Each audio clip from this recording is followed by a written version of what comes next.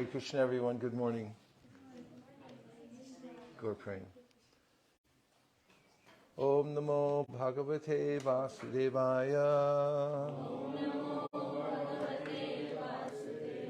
Om Namo Bhagavate Vasudevaya. Om Namo Bhagavate Vasudevaya.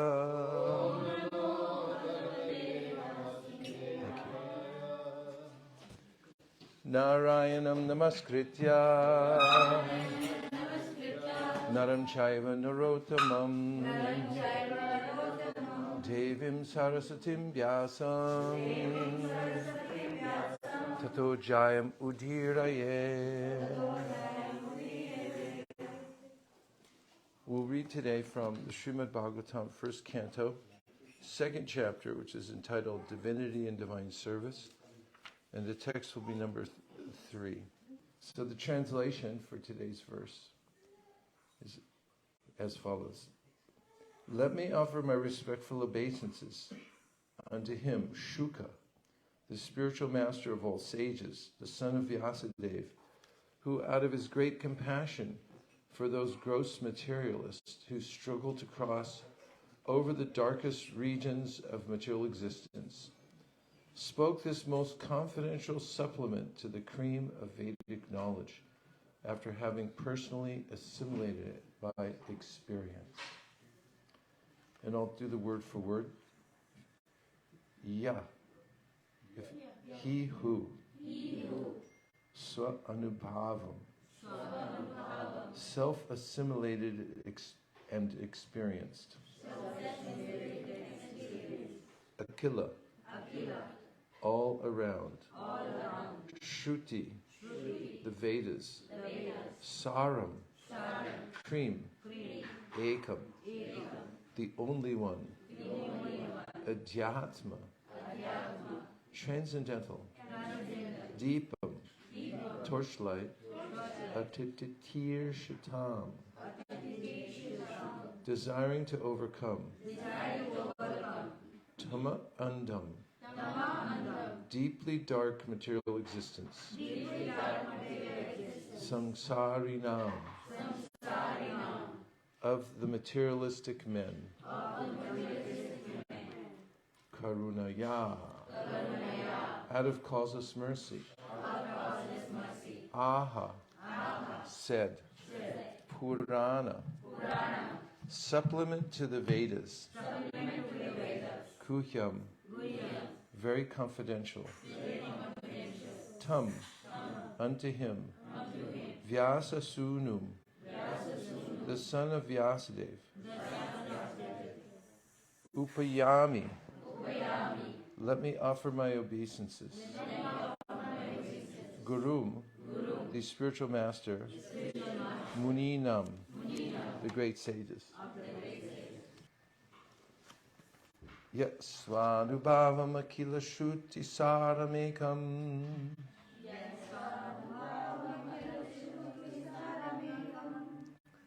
Adhyatma deepam atitir shatam tambundam.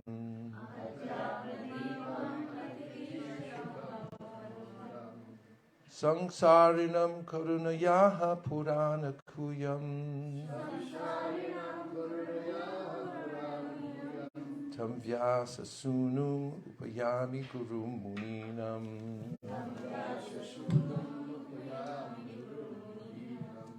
Okay, here's the purport. In this prayer, Srila Sutta Goswami practically summarizes the complete introduction of Srimad Bhagavatam. Srimad Bhagavatam is the natural supplementary commentary on the Vedanta Sutras. The Vedanta Sutras, or the Brahma Sutras, were compiled by Vyasadeva with a view to presenting just the cream of Vedic knowledge. Srimad Bhagavatam is the natural commentary on this cream.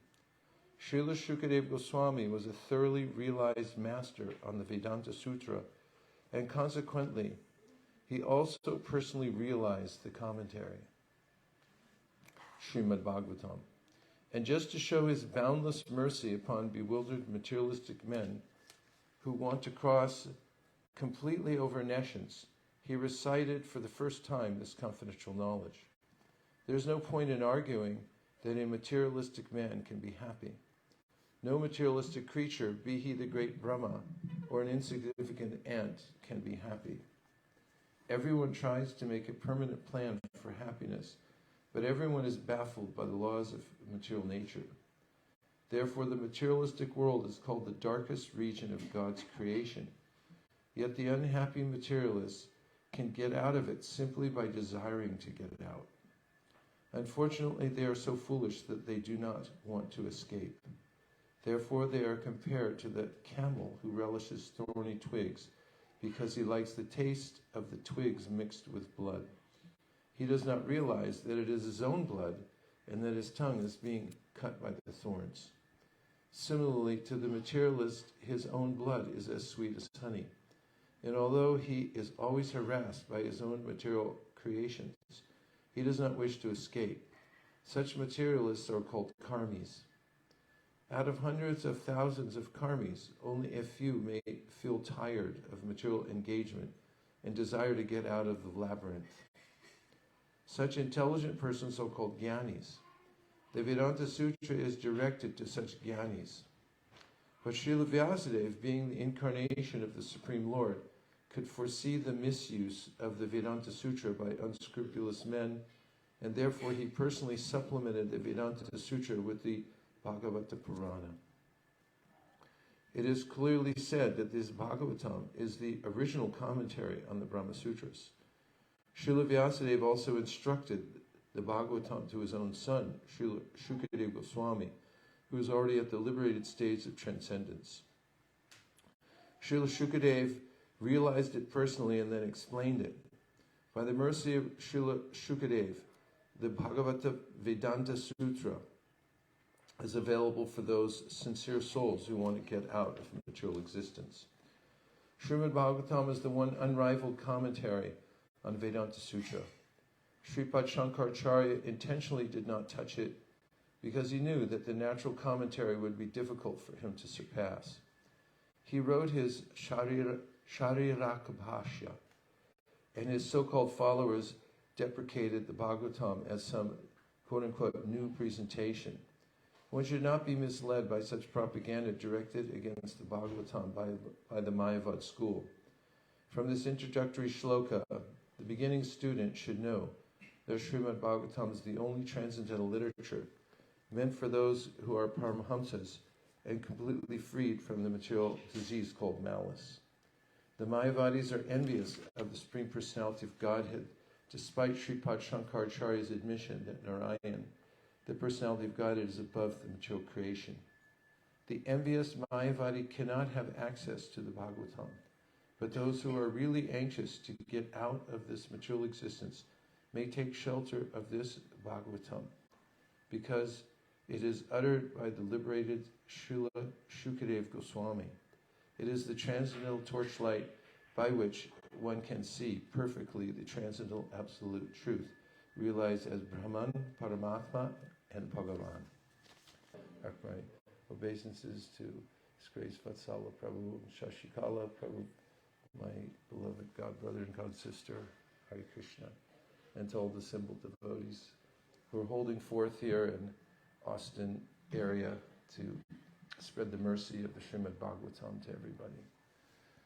And to Srila Prabhupada, who made it all possible, who's brought us together here today. Om Tat Sat.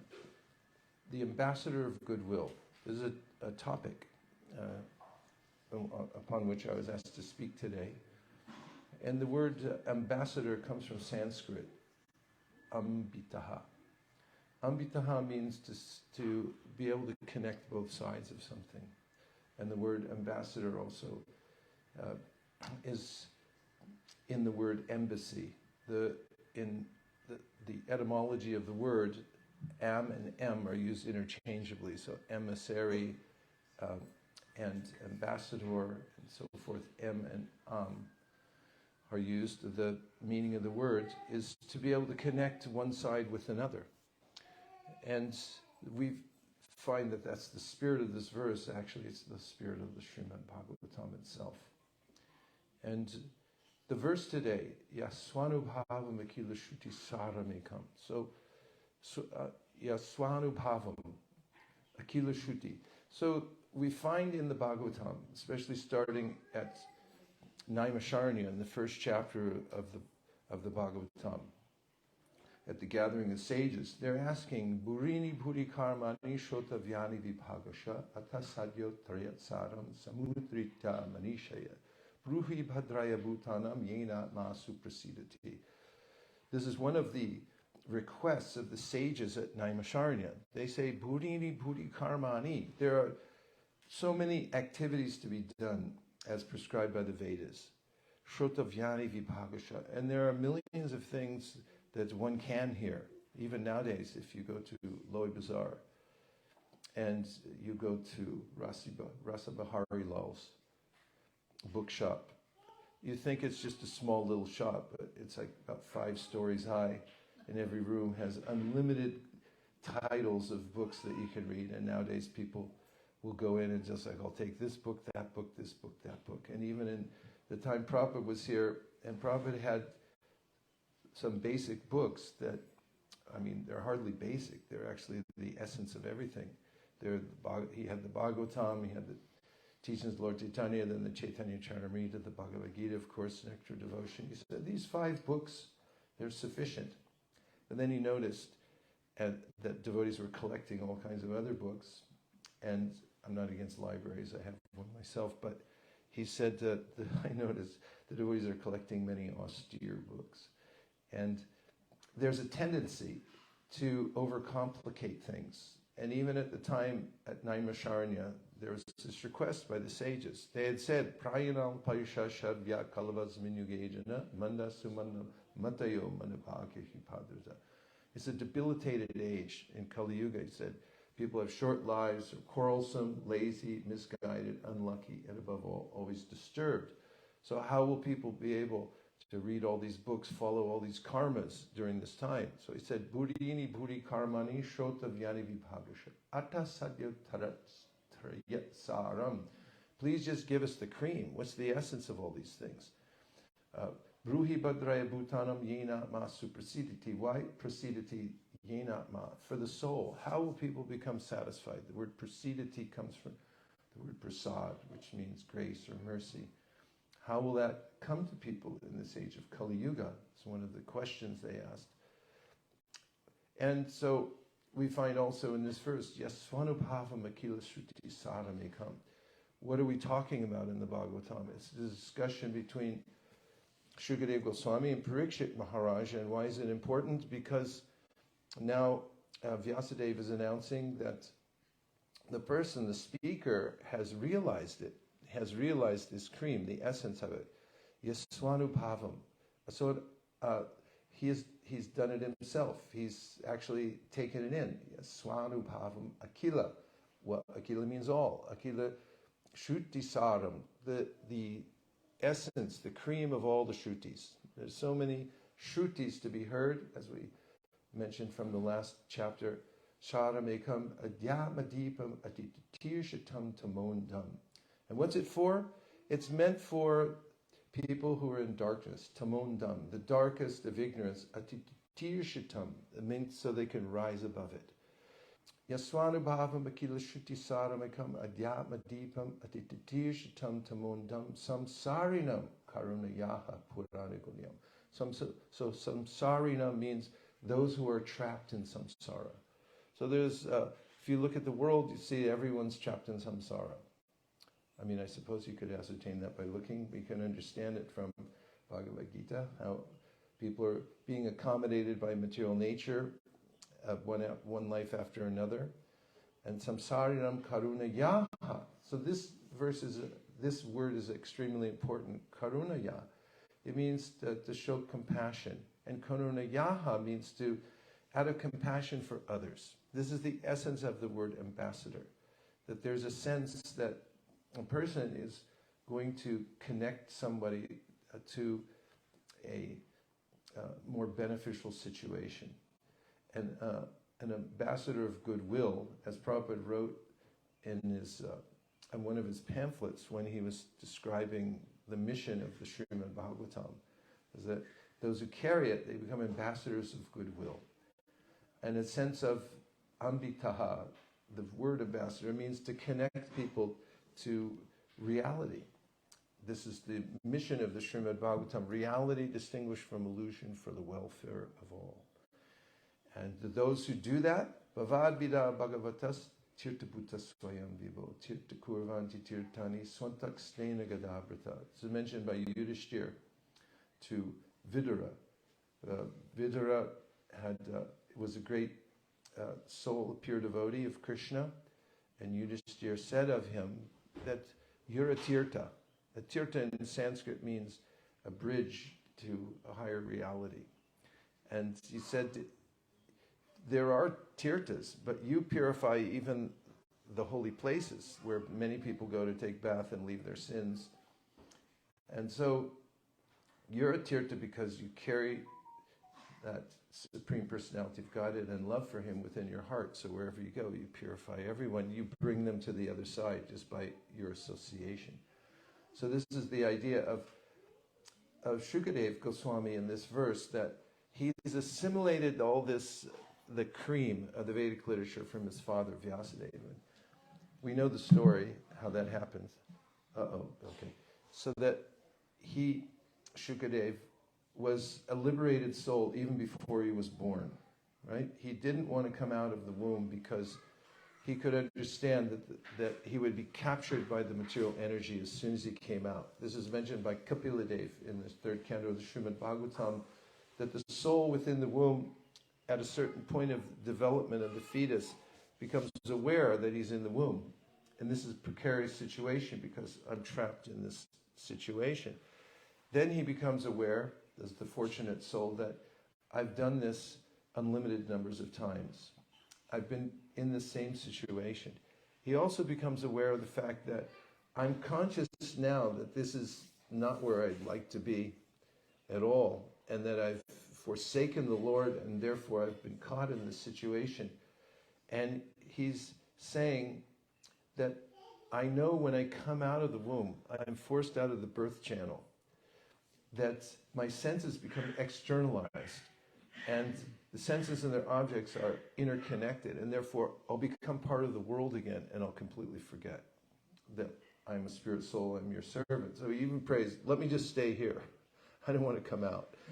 Shukadeva Goswami is not a conditioned soul, even when he was in the womb, but he had this sense that I don't want to come out into the world because he was afraid of it, just like Prahlad Maharaj said to Lord Nrsingadev in his prayers, Trastos Naham Kripana Vatsala Dusha Hogra. Said, I'm not afraid of you like everybody else. Brahma was afraid, Lakshmi was afraid. It's like, I don't know if that's my husband or not. And everyone was cowering because of the fierce feature of Lord Nrsingadev. But Prahlad Maharaj says, Trastos Naham Kripana Vatsala Dusha Hogra. I'm not afraid of you, my Lord. I'm afraid of your Vishnu Maya. I don't want to become captured. So Shukadev had this sense, even in the womb. And then Krishna came to the household of Vyasadeva, and he spoke to Shukadev in the womb. He said, I guarantee you, you won't become attached. You can come out. So finally he came out.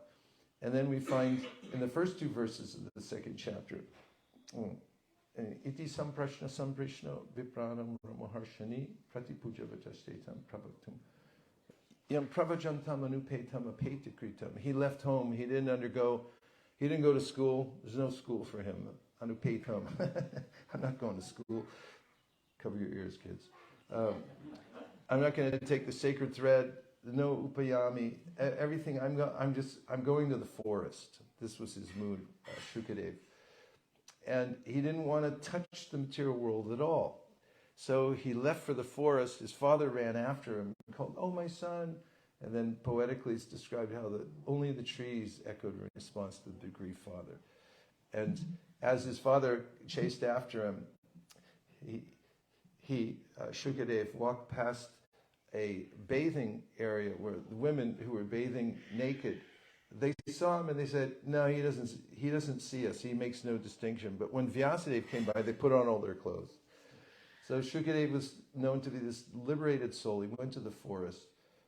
And there in the forest, Vyasadeva contrived a way to bring him back into the fold of the Bhagavat. So he sent out some of his students into the forest to recite verses from the Srimad Bhagavatam, because this liberated soul, Shukadev, there was residing in the forest. So they sang out verses that would attract the mind of Shukadev. And it did. And he came back to learn the Srimad Bhagavatam from his father, Srila Vyasadeva. And that's where this verse takes up. That having assimilated, now what do you do? What is the next thing that you do once, if you're a liberated soul, but then you become situated in the positive situation of, you become situated in devotional service. What's the next thing to do? And a way to describe this is a number line. On a number line you have, correct me if I'm wrong, negative numbers. Then you have, next stop is? Zero. And then you have positive numbers. So material life is like the negative numbers. You think, oh, the numbers are getting bigger, so is your debt. It's negative, by the way. I'm spending here in the material world, I'm endeavoring to situate myself to be happy here in the material world, correct? It takes some arrangement here. But there's a debt to be paid. I have to pay it off. And this is called karma. It's a debt that I incur by trying to live in the material world, which naturally requires that I exploit other living beings. So I have to pay for that. Now, some philosophers, they'll say then, spiritual life is the opposite of material life, which means what? Zero. Let's stop everything. And then they come all the way up the number line to zero. So that may be a relief, but zero is zero after all, isn't it? Correct me if I'm wrong. But when you're at zero, in the Bhagavad Gita, Krishna says that we can't stay there at zero, because by nature the soul is active and wants to engage. It's eternally active. We can't stay at the zero position. So, as mentioned by the demigods praying to Lord Krishna within the womb, Yene ravindaksha vimuktamaninas tvayastabhava vashudha pudeya aruya krishnena parampadam tata patantyato nadrita yushmadangreya. You can't stay in some imagined liberated condition. You'll fall down eventually. Even if you achieve a liberation into Brahman, because of the impetus of the soul to taste variety, ananda, variety is the spice of life. And without any knowledge of the variety of the spiritual world, the soul naturally falls from the zero position, the neutral position, back into the attraction of the material world, because the material world is a reflection, a perfect reflection of the spiritual world. And so it makes a lot of sense that the soul would become allured by that and faked out and thinking, okay, I can actually enjoy here. So what's the solution? You have to move into the positive numbers. And that's what the Srimad Bhagavatam is. So Shukadev, he was in that position, I'm not going to touch the material world. But then when he heard, Aho Bhakyam Stanakalakutam Yajikhavre, that like one of the verses he heard was about how Krishna liberated Putana, Baki's sister of Bakasura. And when he heard how merciful he was, that he liberated even this she-demon when he was a baby. She had come to kill him by smearing poison on her breast. And Aho Bhakyam Stanakalakutam Jigamsayai, that she pretended to be a nurse. But then Krishna, he said, okay, she pretended to be a nurse, and I'll give her liberation as my mother. These verses about Bhagavan, about Krishna in his various forms, they're so attractive. It attracted the mind of Shukadev, and he came into the fold of the Srimad Bhagavatam, exploring the unlimited pastimes of Krishna in the spiritual world. And there, under the tutelage of his father, Srila Vyasadeva, he had learned that. So now, Karuna Yahak Purana Guyam. Why is he moving? Why is he... Before he would just stay still and be aloof from the material world, but now why is he walking? Why is he moving in the world? This is also explained in the Sri Brahma Samhita, Sriya Kanta Kanta Parama Purusha Kalpa Taravo Druma Bhumish Chintamani Ghanamai Toyamamritam Kataganam Natyam Hamanamapi Bamshi Priyasaki. It's described there in the spiritual world. What are people doing? They're moving. They're not staying still. They're not aloof. They're dancing. Every word is a song. Every gait is a dance. But why are they dancing? It's not for profit. It's out of bliss. It's out of joy, out of service. Every step is a step of service to the Supreme Personality of Godhead. So the ambassador of goodwill is one who has moved into the positive numbers, is actually experiencing the happiness of Krishna's service. And now Karuna Yaha Purana Guyam, because he has something to offer. And what is that? Purana Guhyam. It's the most essentialized cream, the secret of all the Vedas he has there. Purana Guhyam. It's the very essentialized point of all the Vedas. As we heard, Nigama Kalpataro Galitam Param Shukamukharam Rita Drava Samyutam. It's Nigama Kalpa. The Vedas are a huge tree. And what is their ultimate purpose? What is the ultimate purpose of any tree?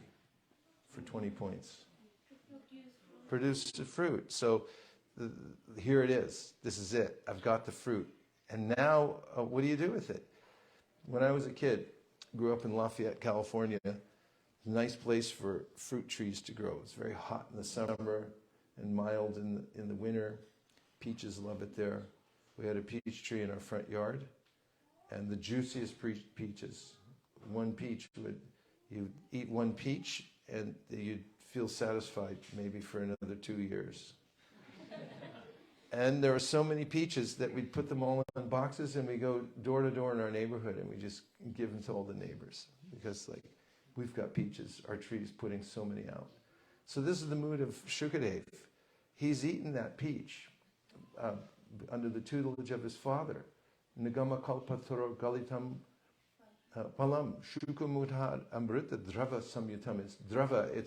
It's not even it's like a peach smoothie or something.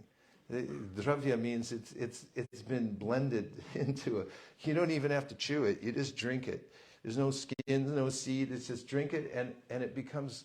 It's so fulfilling that what happens? You just swoon and you pass out. Says Srila Vishwanath Chakravarti Thakur. He said, "What do you do when you wake up?" He said, "Drink some more." That's the life of devotee. It's just like, what is it? You guys do this all the time? What about work? Where's your toil in the material world? It's like, we don't do that anymore. And Shukadev didn't do it ever. But once he took to the life of the Bhagavat, then he had something to give the world. Karuna Yaha Purana Guhyam Tam Vyasa Sunum Upayami Guru Muninam. So Upayami, they're offering obeisances to this Shukadev Goswami, who's now set out on a mission just to give mercy. He doesn't have a particular place to go. It's all by the Lord's arrangement, wherever he'll go as an ambassador of goodwill. I have something to give now because my heart is full. I'm not a taker. I don't have to go somewhere because I need something from you. The various motivations mentioned by Bhaktivinoda Thakur, fear is the lowest of all motivations. I'm moving because I'm afraid. If I don't do this, then I'll be ruined. And above fear is prospect. I'm doing it because I'm getting paid. Because if your boss calls you tomorrow and says, "You come in, but one thing, I'm not going to pay you anymore," you'll stop going, right? Say yes. So above prospect, then there's duty. And you see people, they'll do their duty. It's like, why are you doing it? You're not getting paid. It's like, it's my duty. So then above that, Maryada, I'm going to do it as my duty, is love. Love is the highest motivation, Bhaktivinoda Thakur says. When you love someone, you'll do anything for them. Because your heart is overflowing with this sense that I just want to serve them. And this is the entrance into the spiritual world, beginning with Shanta Ras, where there's just a neutral appreciation for God. But then when it fills up, and it's like, well, let me do something. Can I bring you something? How about a carrot? Or in the early days, there's devotees speaking about their first experience of coming in contact with Krishna consciousness. And one devotee said, she collected all kinds of things from the beach, like shells and feathers and things like that. And, she'd bring them to Prabhupada. It's like, here, take this. And somebody walked in one time during a program, 26 Second Avenue. A drunk guy kind of stumbled in. And although he wasn't fit to sit down in the class because he was intoxicated, he had some appreciation that something spiritual was going on there. So he brought a roll of toilet paper.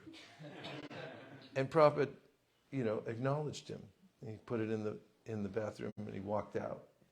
And there was this sense that, let me give something. Let me do some service.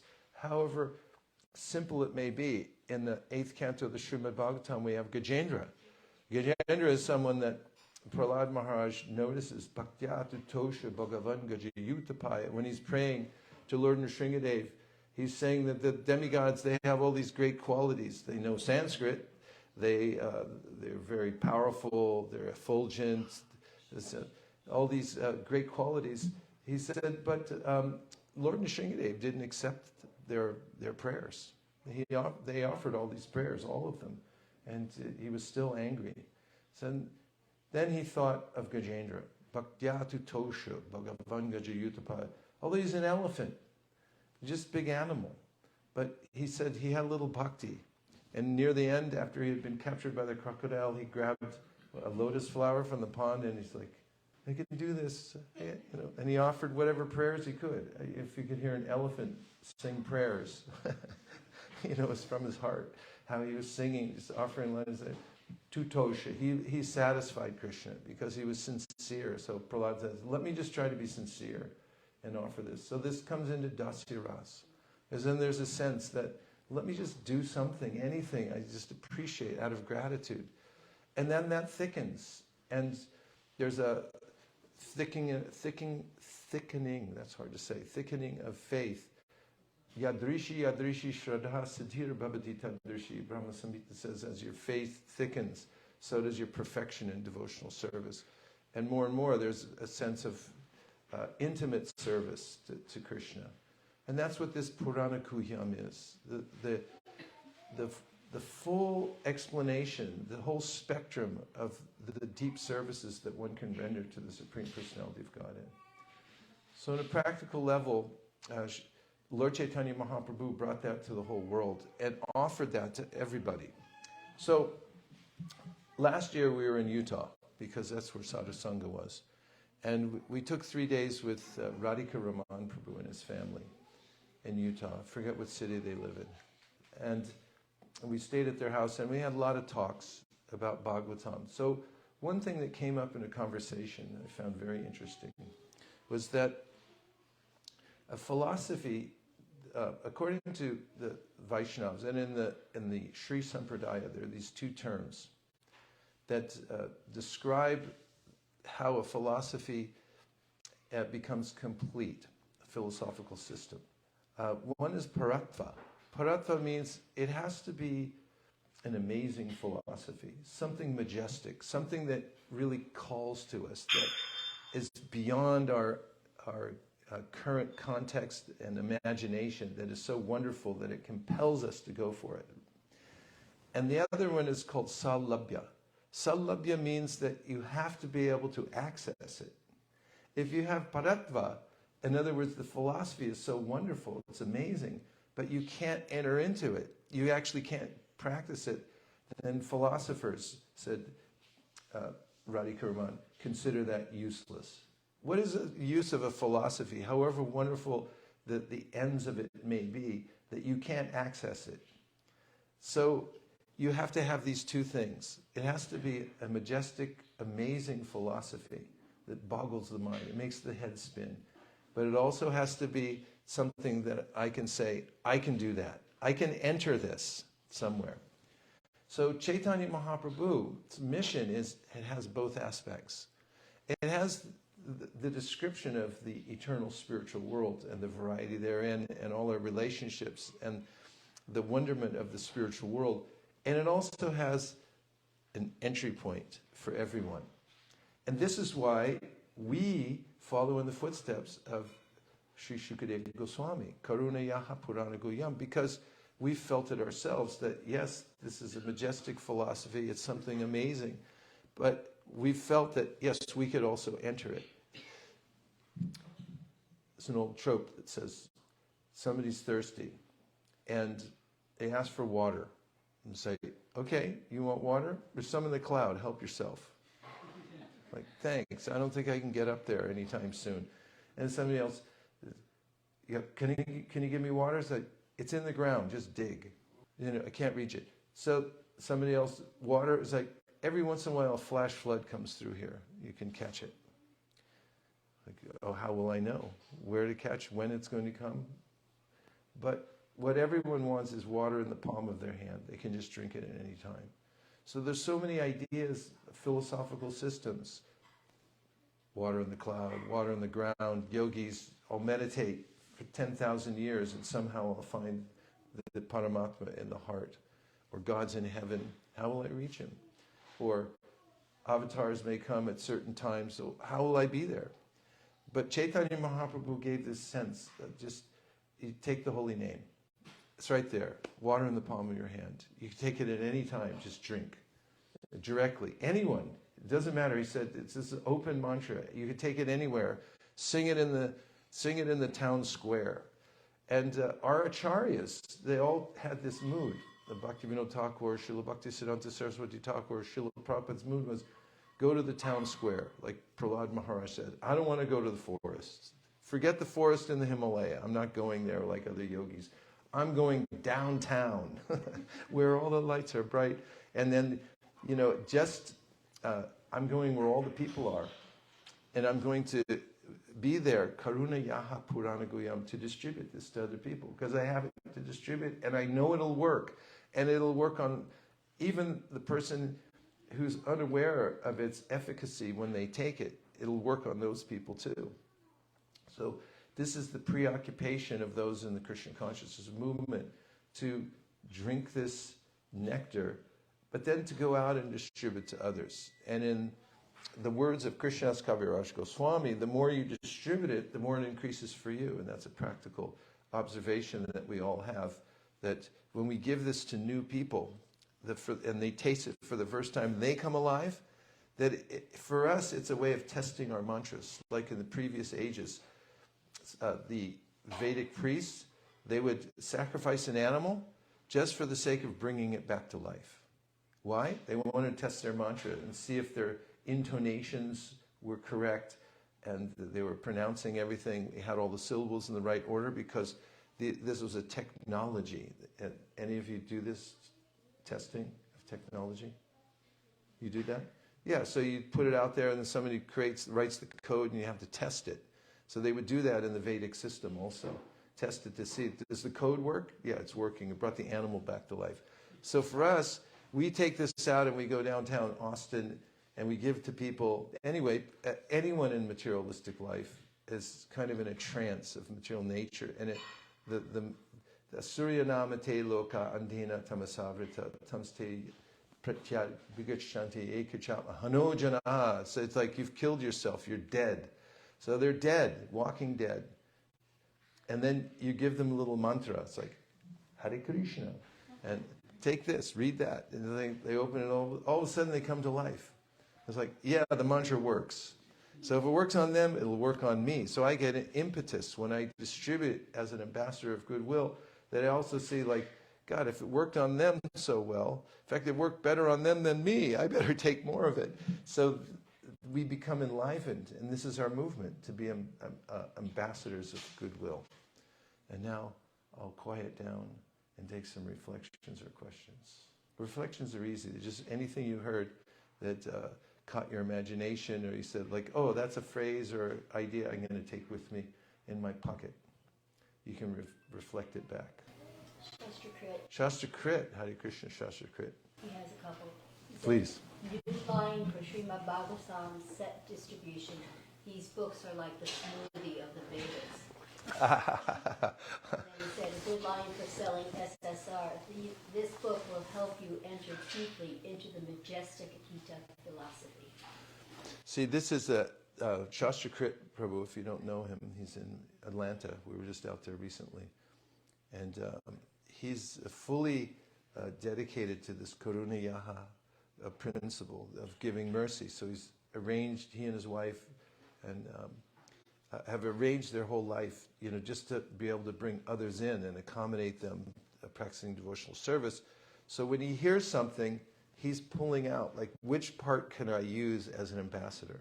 How can I use this as a bridge to give to other people? And that's how devotees think. Although they're relishing it themselves, they're thinking, how can I essentialize this into one line so I can say it and people go, oh yeah, I'll take it. Yeah, thank you, Shastrakrit Prabhu. Yes, oh, I thought you were going to raise your hand. Okay, go ahead. Hey Krishna Maharaj, I'm actually kind of confused of the phrase. You said every word means song and a gate means dance. So she's talking about when I quoted from the Brahma Samhita, and she's saying she's confused about what it means, right? About every word is a song, every gate is a dance? Yeah. Well, have you ever been so happy that you just started singing? Yes. You just walk in and it's like, ah, like, why are you singing? It's like, I'm just happy. There's an aesthetic beauty to the spiritual world. In fact, I was reading in the Bhagavatam the other day that every gopi has her own raga. The ragas all have like different mood. Like, this is the mood created by the raga called Hamsadwani.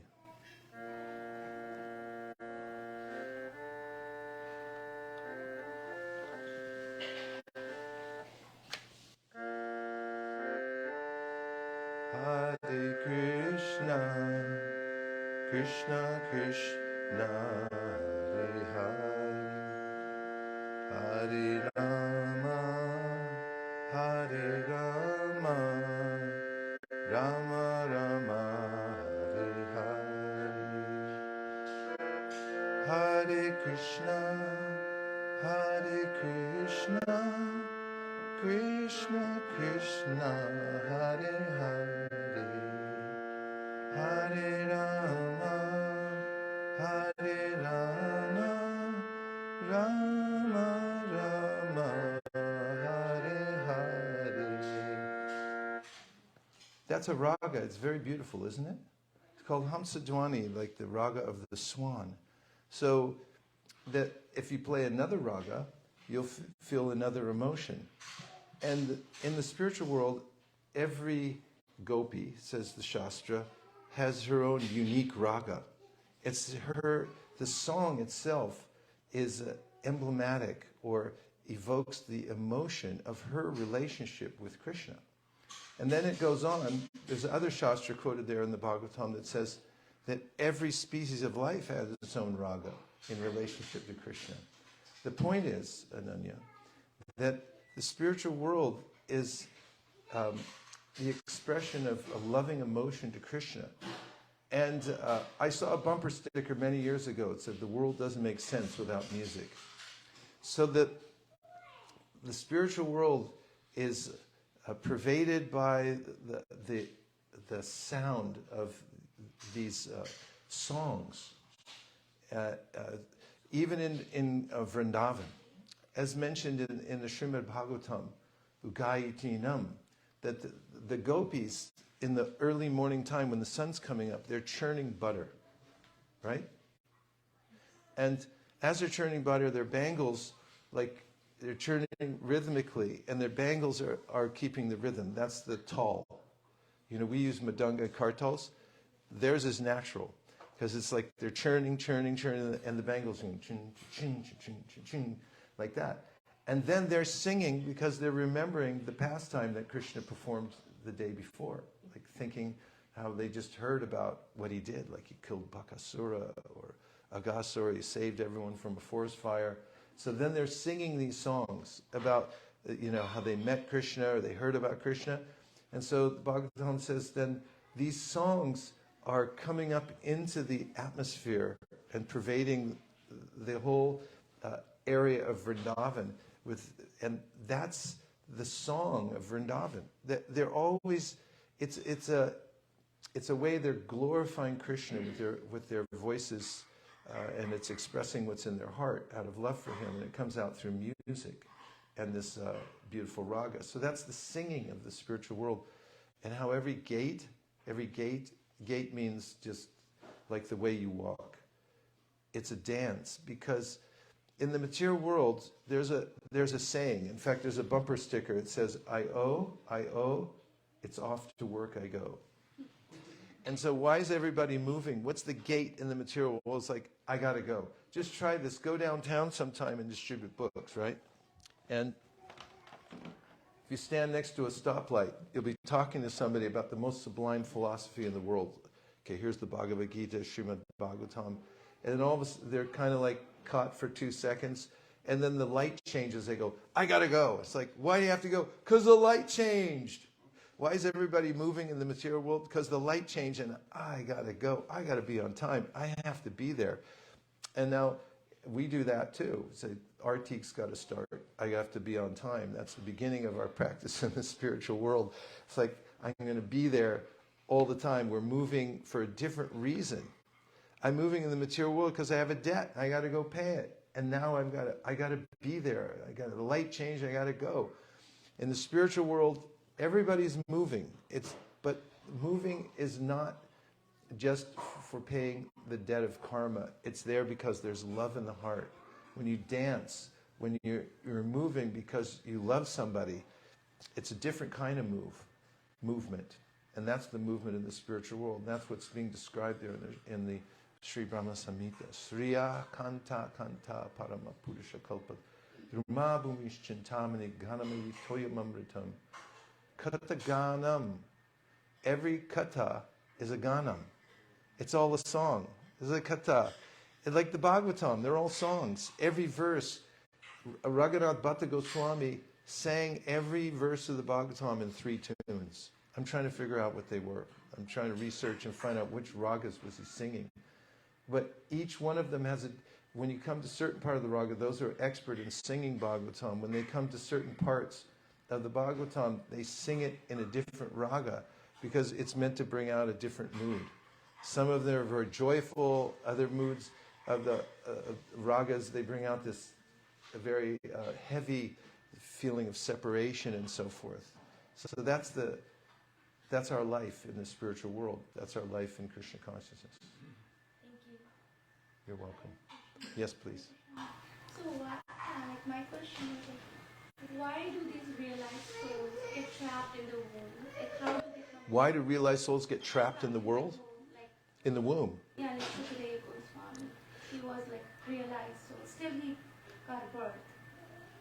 Well, Shukadev was already a preordained ambassador of Goodwill.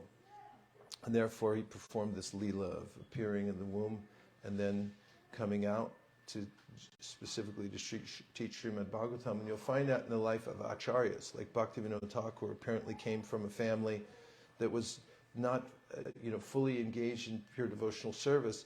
And then you watch the trajectory of such personalities as they emerge from the apparent mud of the material world, just like a lotus is called Padmaja, right? Padma means mud. So Padmaja means somebody is born from mud. So the lotus flower comes out of the mud, and what's the lotus flower especially famous for, like in the Bhagavad Gita? It's beauty and it's translucent. The water doesn't stay on. Exactly. Like Brahman yadaya karmani sangam tyakva karotya lipitena sapapena padma patram ivam basad. Krishna uses the example of the lotus, and he said, the lotus is coming out of the mud, it's in the water, but it's never touched. So these great souls, they come out of apparent, sometimes obscurity, like Thakur Haridas, the acharyas in Chaitanya Mahaprabhu's movement. They're born in different places, even outside the Dham. And then their true glory comes out. And, like the lotus, they grow up and then it's like, oh yeah, they're not part of the world. They never were, even though it looks like they came out of the mud.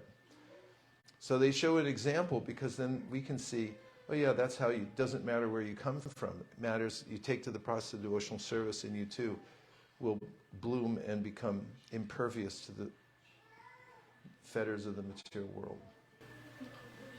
That's all, folks. Thank you very much for coming out on a weekday. I really appreciate it. It shows great determination, effort, because I know you might have to go and do your, well, you do have to go do your duties otherwise, and it's very meaningful that we got together in this place at this time. Dear Srila Prabhupada, dear Shri Chaitanya Mahaprabhu, Shri Shri Panchatattva, Shri Shri Radha Madan Mohan, Shri Shri Lakshmi Nrsingadevi, if you so desire, please empower us as ambassadors of goodwill to distribute the Srimad Bhagavatam to the world. Please empower all the residents of Austin and all over Texas to participate in Bhadra Purnima this year, which is on September 20th, to help increase by at least 23% so we can reach our goal of distributing at least 100,000 sets of Srimad Bhagavatams by 2026. Thank you for considering our request. By the way, our goal this year is to distribute worldwide at least 55,000 sets of Srimad Bhagavatam, and we expect a good percentage of that from the Austin area. Om Tat Sat. Everyone agrees with this prayer in whole or in part, please unmute and say Hare Krishna. Vanchakalptarishya, Kripasindhave, Patitanam Bhavanibhyo Vaishnava.